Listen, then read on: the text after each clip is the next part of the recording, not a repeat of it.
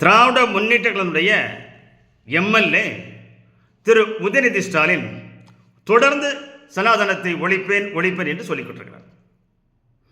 இதற்கு முன்பு திராவிட கழகம் நடத்திய ஒரு பொது மேடையில் ஒரு மாநாட்டில் சனாதனம் ஒரு கொசு, ஒரு காலரா, ஒரு கொரோனான்னு ரொம்ப மோசமாக பேசினார். இப்பொழுது என்னவென்றால் சட்டமன்றத்திற்குள் பேசுகிறார். தேவையில்லை, முகாந்தரமே இல்லை, அந்த டாப்பிக்கே இல்லை, எந்த பிரச்சனையும் இல்லை. இவர் பேசிட்டு இருக்கும்போது முடிக்கும்போது சனாதனத்தை ஒழிப்பேன்னு சொல்கிறார். சார், நீங்கள் முன்னாடி பேசி நீதிமன்றம் சென்று ஜாமீனில் இருக்கிறீங்க. இப்போ சட்டமன்றத்தில் பேசினா யாரும் கேஸ் போட முடியாது, யாரும் காவல் நிலையமோ நீதிமன்றம் செல்ல முடியாது என்று தெரிஞ்சு சட்டமன்றத்திற்குள்ளே பேசுகிறார் சார் உதயநிதி. ஏன், என்ன காரணம்?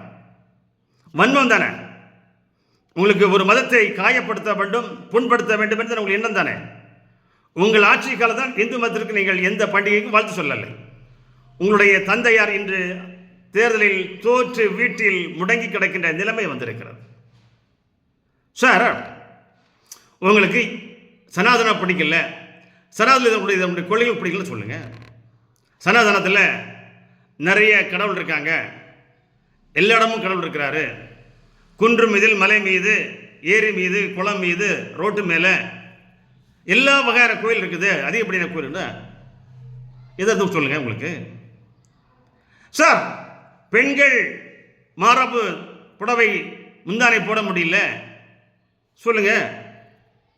சார், கணவன் இறந்தவுடன் பெண்கள் எல்லாம் உடன்கிட்ட ஏறினாங்க சொல்லுங்க. கணவன் இறந்த பிறகு பெண்கள் வெள்ளை புடவை அணிய வேண்டும், கருப்பு புடவை அணிய வேண்டும், பொட்டு வைக்கக்கூடாது, பூ வைக்கக்கூடாது. சார், அதெல்லாம் ஒரு காலத்தில் இருந்தது.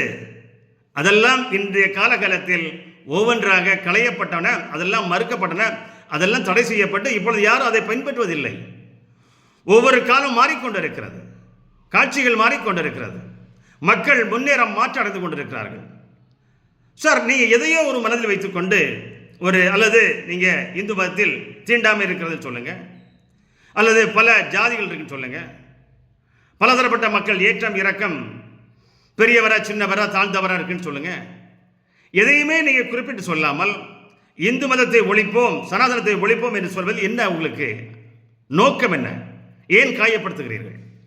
உங்களால் மற்ற மதங்களை பேச முடியுமா? சார், இஸ்லாம் மதத்தை உள்ள தீவிரவாதத்தை ஒழிக்க வேண்டும் என்று உங்களால் சொல்வதற்கு தில்லு, தைரியம், திராணி இருக்கிறதா? அல்லது பள்ளிவாசலில் உருதில் பாடுகிறார்களே, உருதில் அங்கு பிரேயர் பண்ணுறாங்களே, அதை தடை செய்ய வேண்டும் என்று சொல்வதற்கு உங்களுக்கு தில்லு, திராணி, திமிரு, தைரியம் இருக்கா? அல்லது கிறிஸ்துவ மதத்தில் அங்கள் மூடநம்பிக்கை இருக்கின்றது, அதை ஒழிக்கப்பட வேண்டும் உங்களுக்கு சொல்வதற்கு திமிரு இருக்கிறதா? அல்லது தேவாலயங்களில் ஆங்கிலத்தில் பிரேயர் பண்ணுகிறார்களே, தமிழில் பண்ணாமல் ஆங்கிலத்தில் பண்ணுகிறார்களே, அதை தடை செய்ய வேண்டும் என்று உங்களுக்கு இதை தோன்றுகிறதா? மற்ற மதங்களெல்லாம் நீங்கள் ஒன்றுமே சொல்லாமல் ஓட்டு வங்கி அரசியல் பண்ணுவதற்காக மற்ற மதங்களை பற்றி பேசாமல் இந்து மதத்தை மட்டும் நீங்கள் காயப்படுவதனுடைய நோக்கம் என்ன? நீங்கள் பேசிய பிறகு காங்கிரஸ் கட்சியை சேர்ந்த ராஜ்யசபா எம்பி கிறிஸ்டோபர் திலக் பேசுகிறார் சனாதனத்தை ஒழிக்க வேண்டும் என்று. முன்னாள் காங்கிரஸ் எம்எல்ஏ, வேளச்சேரி தொகுதி எம்எல்ஏ திரு ஹசன் மௌலானா சனாதனத்தை ஒழிக்க வேண்டும் என்று சொல்லுகிறார். இன்று ஆண்டு கொண்டிருக்கின்ற தமிழக வெற்றிகளுடைய மதுரை எம்எல்ஏ திரு முஸ்தபா அவர்கள் சனாதனத்தை ஒழிப்போம் என்று சொல்லுகிறார். நீங்கள் சொல்வதை பொறுத்து உங்களோடு இருந்த மாற்று மதத்தை சேர்ந்தவர்களெல்லாம் சனாதனத்தை ஒழிக்க வேண்டும் என்று சொல்கிறார்களே, ஏன் இந்த காரணம்? ஏன் உங்களுக்கு இந்த ஓரவஞ்சனை? சார், நீங்கள் டெல்லிக்கும் தமிழ்நாட்டுக்கும் போட்டின்னு சொன்னீங்க, நீங்கள் தோற்று போயிட்டீங்க. டெல்லி ஜெயிச்சிடுச்சு. டெல்லி எப்படியாவது தமிழகத்தில் ஆண்டு கொண்டிருக்கின்ற திராவிட முன்னேற்ற கழகத்தை தோற்கடிக்க வேண்டும் நினைத்தது, எப்படியாவது தோற்கடிக்க. அது நடந்தாச்சு சார், நீங்கள் தோற்று விட்டீர்கள். திராவிட முன்னேற்றத்துடைய தலைவர் திரு ஸ்டாலின் அவர்கள் தோற்றுவிட்டார். திராவிட முன்னேற்றத்துடைய பொதுச் செயலாளர் திரு துரைமுருகன் தோற்றுவிட்டார். திராவிட முன்னேற்றத்துடைய பொருளாளர் டிஆர் பாலுடைய மகன் டிஆர்பி ராஜா தோற்றுவிட்டார். நீங்கள் சனாதனத்தை நீங்கள் இந்து மதத்தை நீங்கள் காயப்படுத்த நீங்கள் காயப்பட்டு கொண்டிருக்கிறீர்கள், நீங்கள் வீழ்ந்து கொண்டிருக்கிறீர்கள்.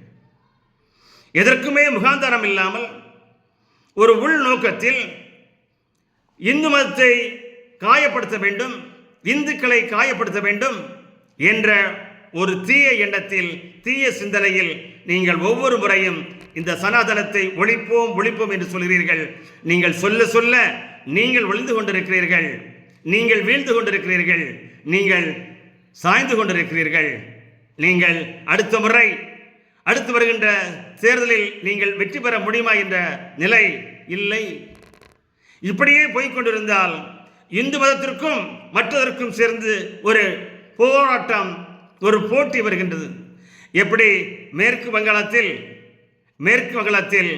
ஒரு ஆட்சி மாற்றம் மொத்தமாக மாற்றப்பட்டதோ, மொத்த அரசியலும் மாற்றப்பட்டதோ, அதுபோல் தமிழகத்திலும் நீங்கள் சனாதனத்தை பேசுகின்ற பொழுது ஒவ்வொரு சனாதனவாதியும் ஒவ்வொரு இந்துக்களும் எழும்போது ஒரு காலத்தில், வரும் காலத்தில் திராவிட முன்னேற்ற கழகம், திராவிட கழகம், இந்த கழகங்கள் இல்லாத தமிழகம்தான் உருவாகும். இந்து மதம் ஒரு வாழ்வியல் முறை, ஒரு வாழ்க்கையினுடைய தத்துவம், ஒரு மனிதன் எப்படி வாழ வேண்டும் என்று சொல்லிக் கொடுக்கிறது. நீ கடவுளாகவே மாறலாம், நீ கடவுளை கும்பிடலாம், கடவுளை உருவாக்கலாம், நீயே கடவுள் என்று சொல்லுகின்ற இந்து மதத்தை பற்றி உங்களுக்கு பேசுவதற்கு எந்தவித முகாந்தரமும் கிடையாது, எந்தவித தகுதியும் கிடையாது. நீங்கள் சனாதனத்தை தொடர்ந்து பேசிக்கொண்டே இருப்பீர்கள் என்றால் நீங்கள் வீழ்ந்து கொண்டே இருப்பீர்கள். தமிழக மக்கள் உங்களுக்கு ஒவ்வொரு முறையும், இனி வருகின்ற காலமெல்லாம் உங்களுக்கு ஒவ்வொரு முறையும் பாடம் கற்பித்துக் கொண்டிருப்பார்கள் என்பதை நினைவு வைத்துக் கொள்ளுங்கள்.